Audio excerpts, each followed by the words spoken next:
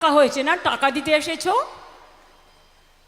কেউ কেউ ঘুরে যাচ্ছ টাকার বান্ডিল নিয়ে, গভর্নমেন্টের গাড়িতে টাকা নিয়ে ঘুরছো, ফোর্সের গাড়িতে টাকা নিয়ে ঢুকছো।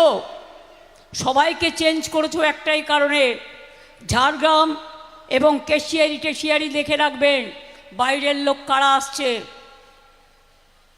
বাইরের লোক আসলে তার বিরুদ্ধে কমপ্লেন করবেন। Enough is enough. অনেক দেখেছি, আর নয়। দিল্লি আমাদের বাংলা টার্গেট করেছে, আমাদের টার্গেট দিল্লি। বাংলা জিতে দিল্লি থেকে বিজেপিকে হাঁটানোর সংকল্পই হচ্ছে ওদের পাল্টা জবাব, মনে রাখবেন। আমরা বললে করি, ওরা বললে করে না, বুলডোজার চালায়। ইলেকশনের সময় বলে দেব টাকা, আর ইলেকশনের পরে হয় ফাঁকা। বাংলায় লাগিয়েছে ইভিএম মেশিন ট্যাপ করা থেকে শুরু করে, মেশিনে ভোট ট্যাপ করা থেকে শুরু করে। এরা থাকলে ফ্রি অ্যান্ড ফেয়ার ইলেকশন হতে পারে না। আমরা চাই free and fair election.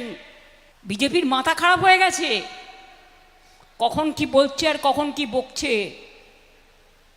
Central গভর্নমেন্টে যত লোক আছে সবাইকে বলে দিচ্ছে बीजेपी जा बोलेगा वही करना पड़ेगा। क्यों करना पड़ेगा? Every chair has an important role. We respect every chair, but you have to care the people of this country. You don't care. You ignore the people. You ignore the democratic rights of the people. And SIR is a big scam. It will be proved one day, and we are waiting for that. আমি দাতনকেও বলবো, কেশিয়ারিকেও বলবো, কে প্রার্থী ভুলে যান, সরকারটা আমি করব। 294টা কেন্দ্রে আমি প্রার্থী, এটা মনে রাখবেন।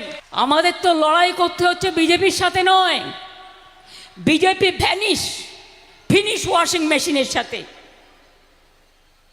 এমনকি কালকে আমার ভোট কেন্দ্রে জেনে রাখুন, আমার নমিনেশন নিয়ে, আমার নমিনেশন কাটবার জন্য ওই গদ্দাররা আমার নামে দুটো মিথ্যে অ্যাফিডেভিট করে